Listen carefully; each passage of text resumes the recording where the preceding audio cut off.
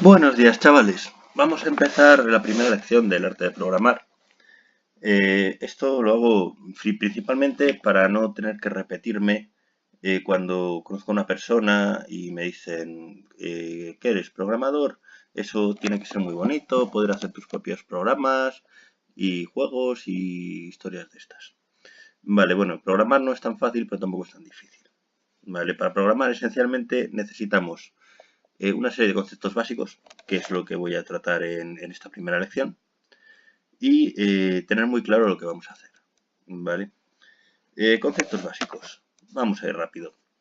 Necesitamos tener unos ciertos conocimientos de cómo funciona un ordenador. Eso pertenece a lo que es el área de sistemas.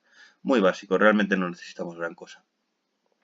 Después, si necesitamos definirnos por un lenguaje, por uno o varios, porque hoy en día necesitamos, dependiendo de lo que hagamos, vamos a necesitar conocer distintos lenguajes para un mismo proyecto. ¿Vale?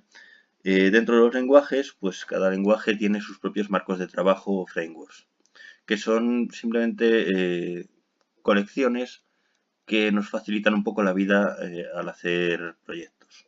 ¿Vale? Por ejemplo, si queremos hacer un juego, podemos optar por Unity, que es un marco de trabajo que soporta varios lenguajes. Si queremos hacer una página web, podemos optar por Symfony o por Laravel, o podemos optar por .NET, o podemos optar por Spring, Strut, dependiendo del lenguaje que queramos usar, hay muchas opciones. Vale. Tenemos que tener en cuenta también el tema del sistema operativo. No es lo mismo desarrollar para Windows que para Linux, por ejemplo. Hay ciertos lenguajes que sí que soportan esa multiplataforma hasta cierto nivel.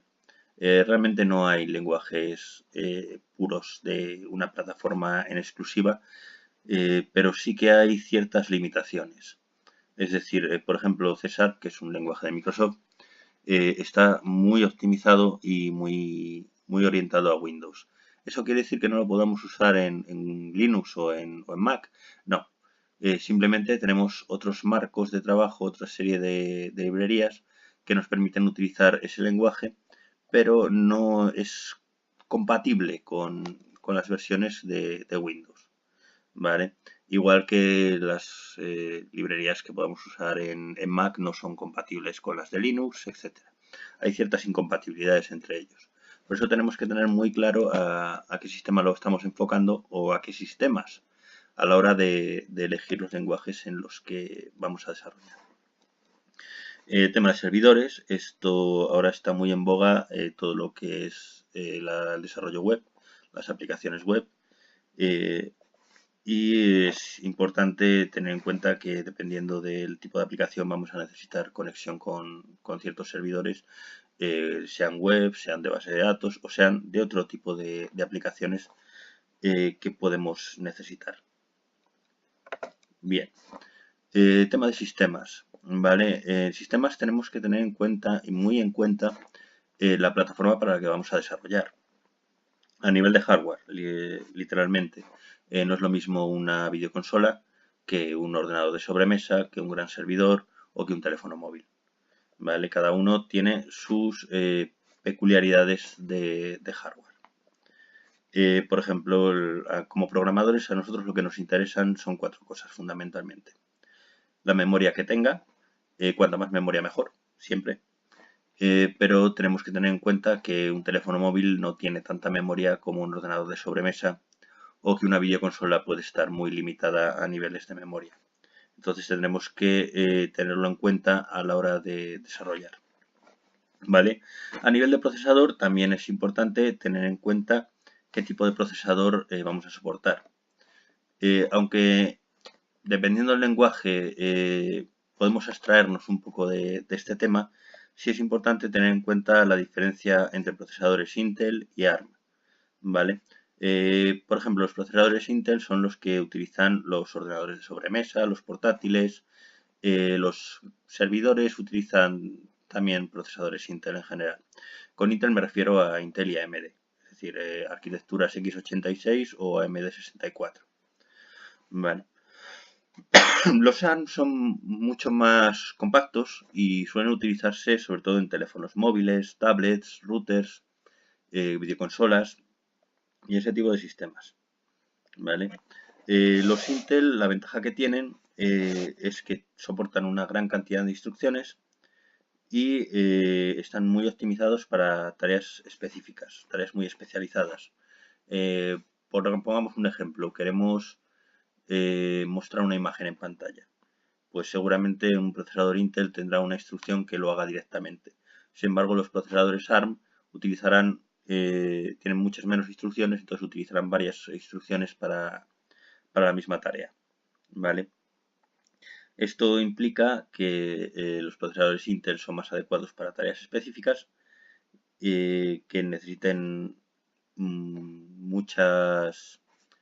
que tengan muchas tareas muy complejas y los procesadores ARM serán más adecuados para entornos donde las tareas son más simples, ¿vale? Pero mucho más rápidas, mucho más optimizados hacia esas tareas.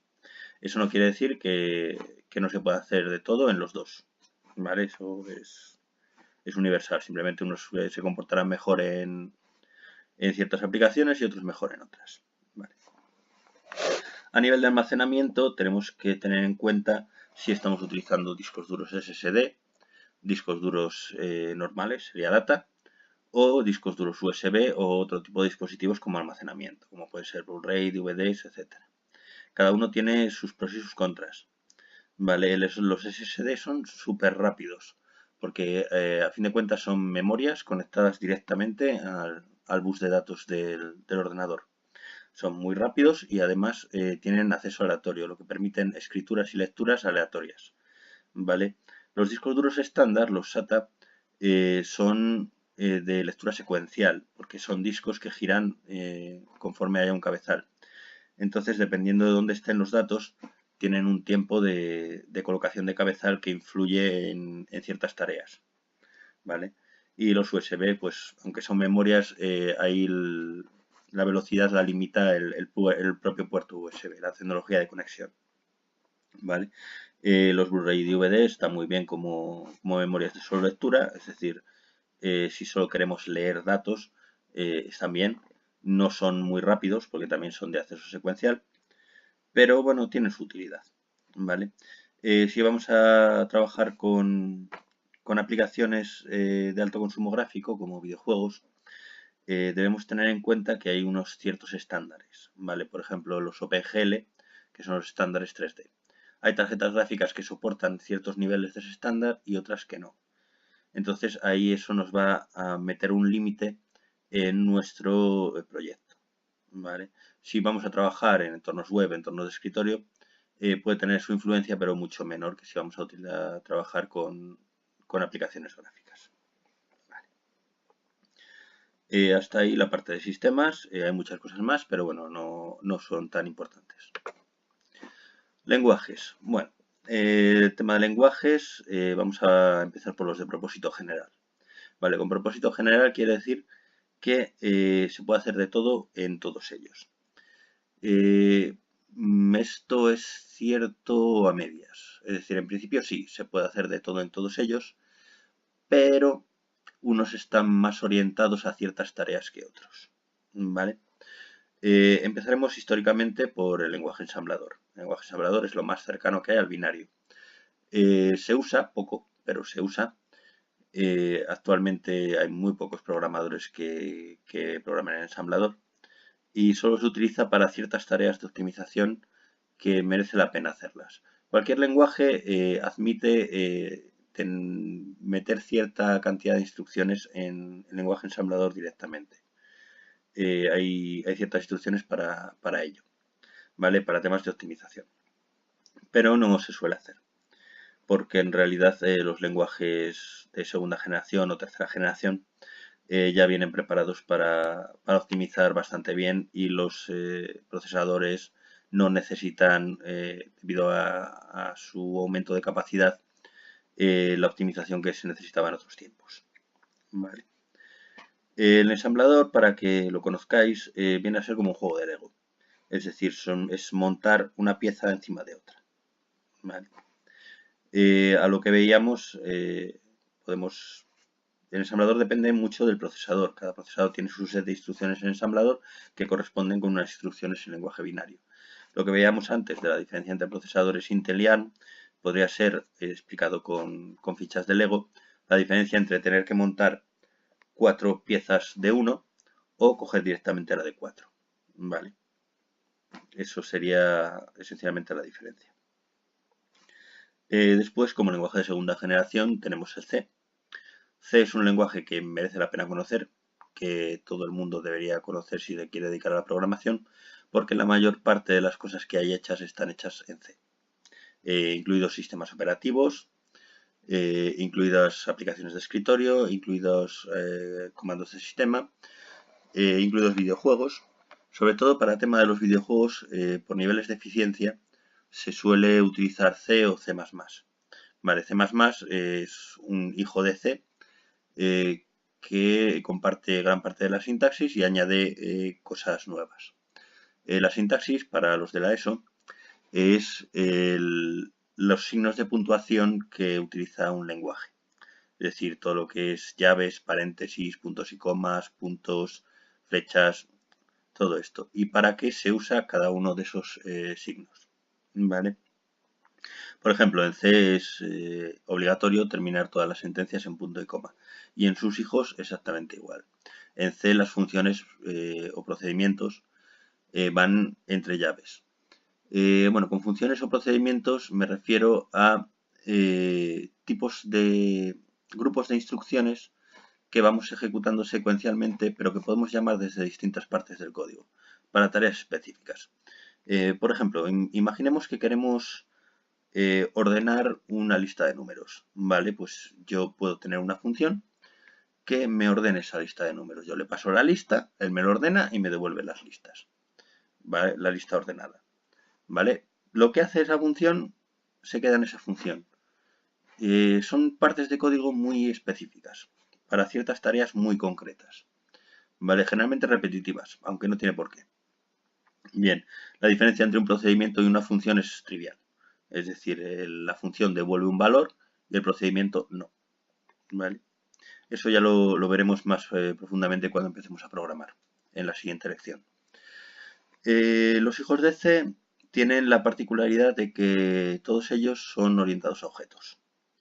Algunos aceptan el tipo de programación procedimental que tiene C basada en procedimientos, otros directamente no, directamente la desprecian. ¿Vale? Entre los primeros podemos tener PHP, que acepta un estilo de programación procedimental, o podemos tener Java o C++ y C#, que son nativamente orientados a objetos. La orientación a objetos es simplemente una manera de colocar el código. Ya avanzaremos sobre ella más adelante. ¿Vale? Otro tipo de lenguajes son la diferencia entre lenguajes compilados o lenguajes interpretados. El lenguaje compilado, podríamos, C es un lenguaje compilado y C++ también. El Java y PHP pueden serlo, aunque no necesariamente. Y C# no es exactamente compilado. ¿Vale? La diferencia es que los lenguajes compilados, primero se traduce ese código al binario y después se ejecuta directamente el binario. ¿Vale? Sin embargo, en los lenguajes interpretados, el código se ejecuta cada vez. No se compila, no, es decir, se hace la traducción cada vez que se ejecuta ese código. ¿Vale? Hay ciertas ventajas y ciertos inconvenientes en cada uno de ellos. Los lenguajes compilados son más rápidos, porque no necesitan hacer esa traducción, y los lenguajes interpretados son más flexibles, porque para cualquier modificación en el código no necesitamos volver a compilarlo, cosa que con los compilados sí necesitaríamos. Y después están los que son compilados pero a máquina virtual. Ahí entrarían Java y C#.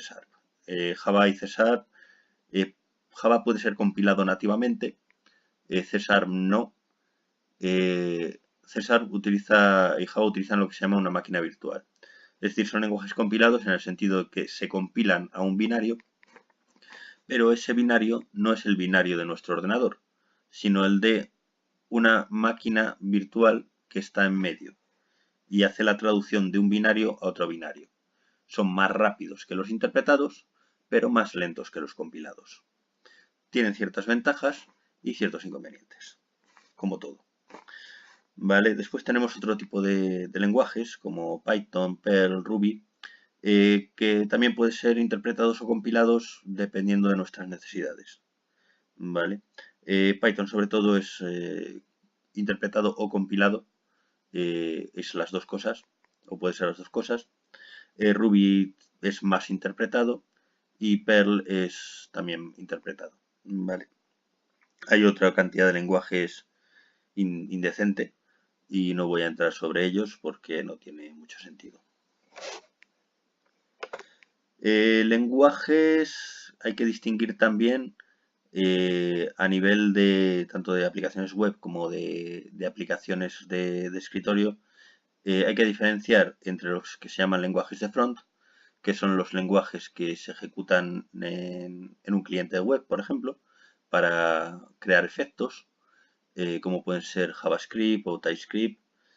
Lenguajes de back, que son los que se ejecutan en el servidor de la aplicación, como C, C++, Java, PHP, Python, serían lenguajes de back.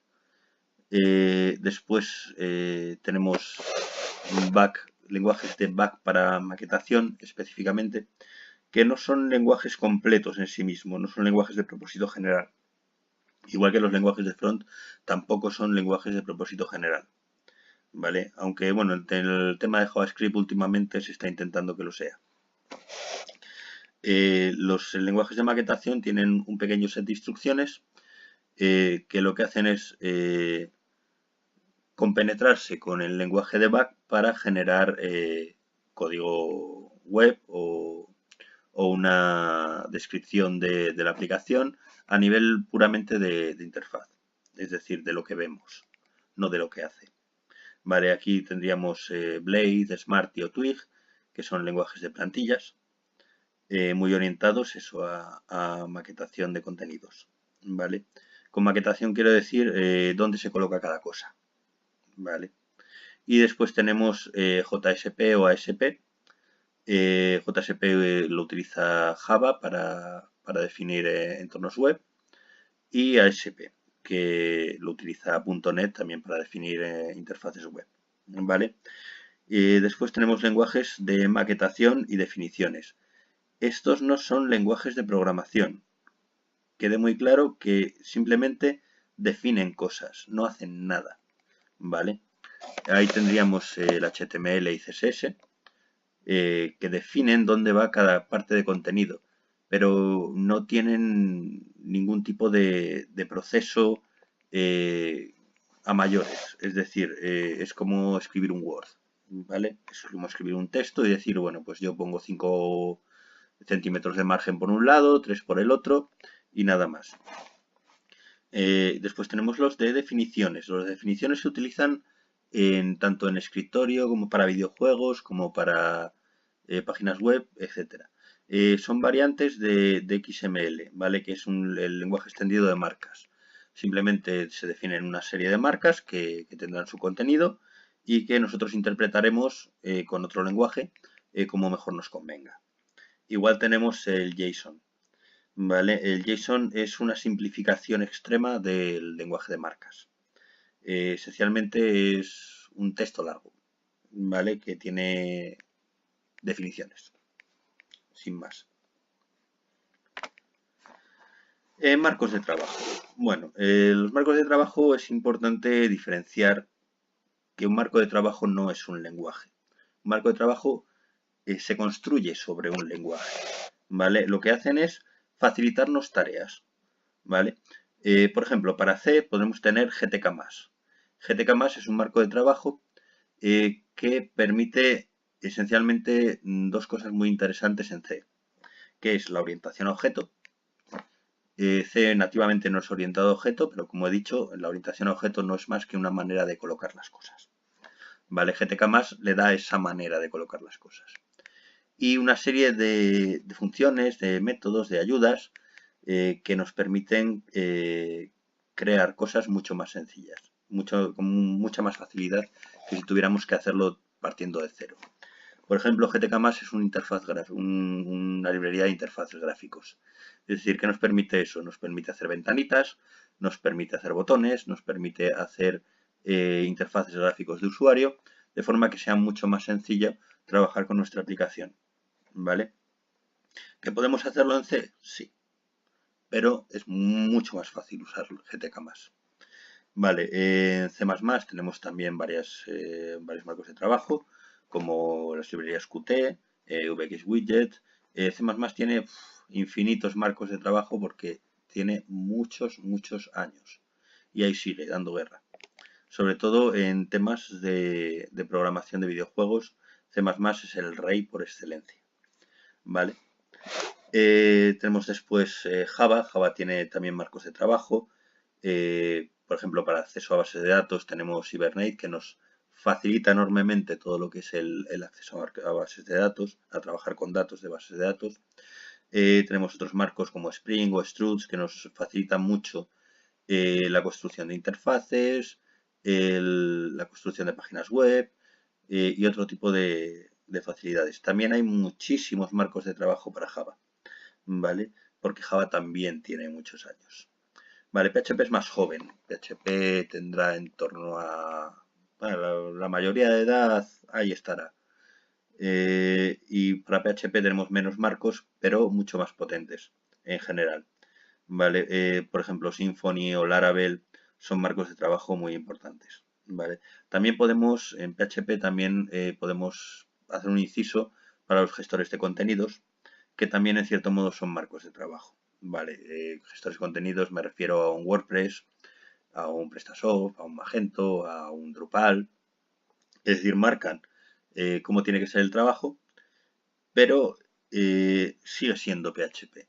¿Vale? No utilizamos PHP nativamente si podemos evitarlo dentro de los marcos de trabajo, porque es importante tener en cuenta una cosa al elegir un marco de trabajo, que es las cosas que no soporten marco de trabajo, es mejor no hacerlas, ¿vale?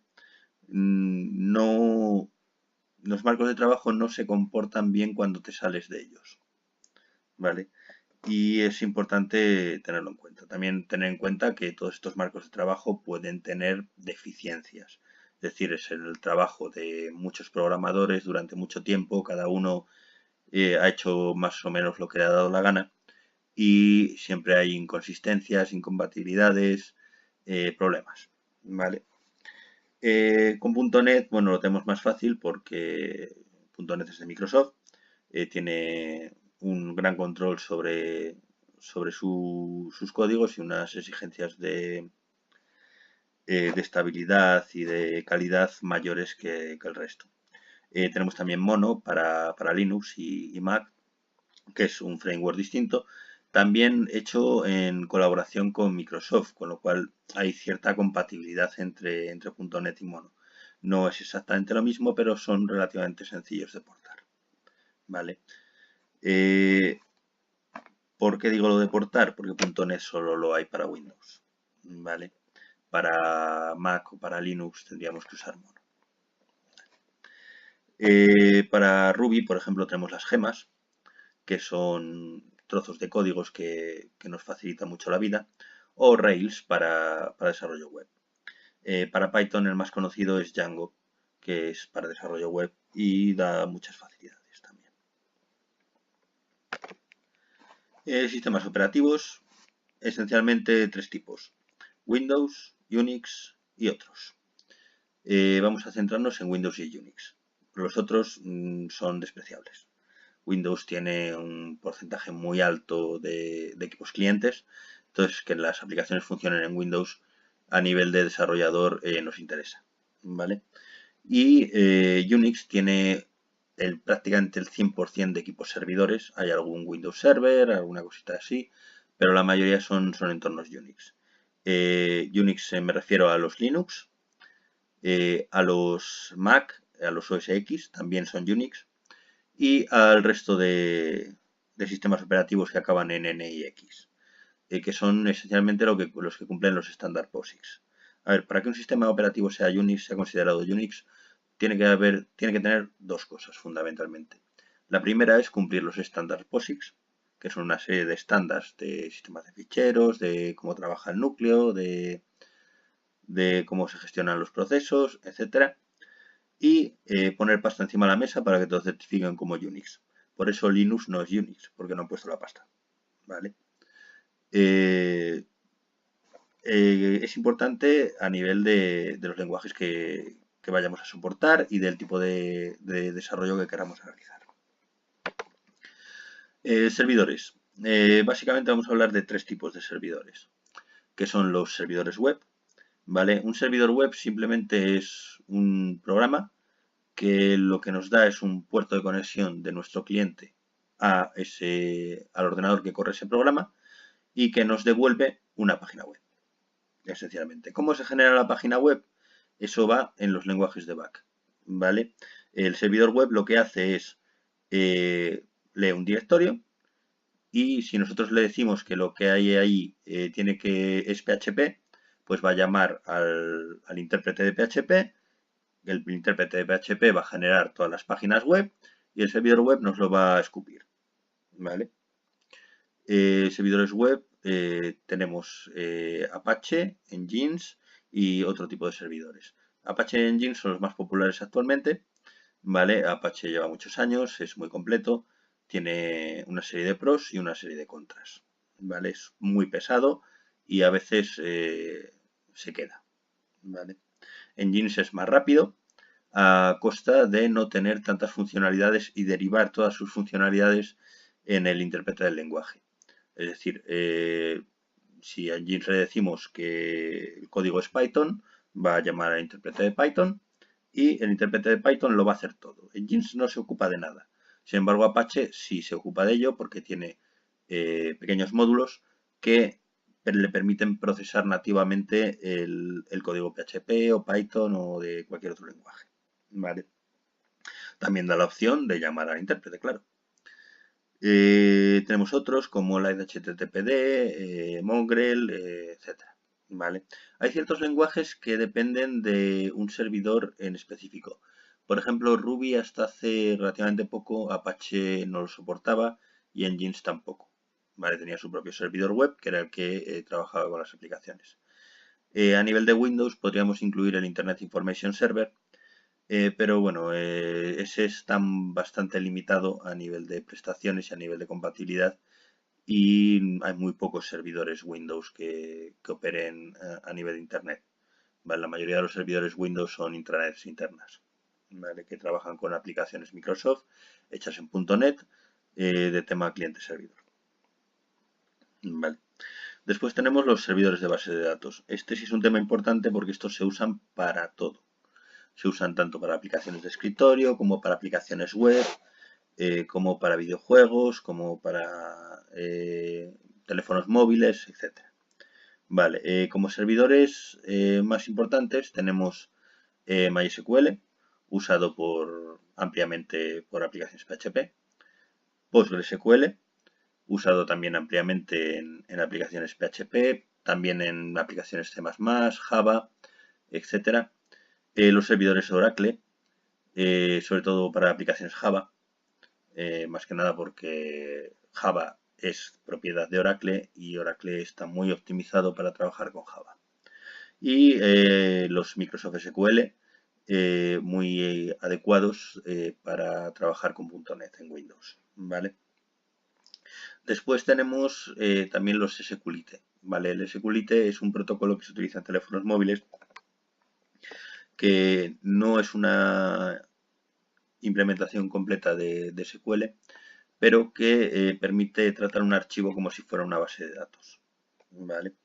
SQL quiere decir lenguaje simple de preguntas, ¿vale? Simple Query Language, ¿vale? Tiene un lenguaje propio, más o menos estándar en función de qué sistema de base de datos. Existe un estándar, pero no lo cumple nadie, ¿vale? Hay pequeñas diferencias. Las más compatibles podrían ser MySQL y Postgres. Oracle tiene sus cosillas. y Microsoft SQL directamente se pasa al estándar por el forro de los cojones. Vale. Después tenemos los servidores de socket. En general, todos son servidores de socket. Un socket es un puerto. ¿Vale? Las bases de datos tienen sus puertos asignados y los servidores web tienen los suyos.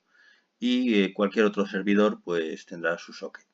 ¿Vale? Ahí podemos tener pues otro tipo de servidores como los servidores de caché, como yo que sé, servidores de chat, servidores de videollamadas, videoconferencias, etcétera, que funcionan por socket. ¿Vale? Un socket es eso, un puerto. ¿Vale? Es simplemente un punto de conexión. Y hasta aquí por hoy. El próximo día seguimos con más temas. Voy a intentar empezar con unos conceptos básicos de programación. Como lenguaje de referencia voy a utilizar PHP, porque entiendo que es lo más simple, dado que permite una gestión procedimental y una gestión orientada a objetos, y podemos ir evolucionando de una hacia la otra. Vale, pues nada más por hoy. Un cordial saludo y hasta mañana.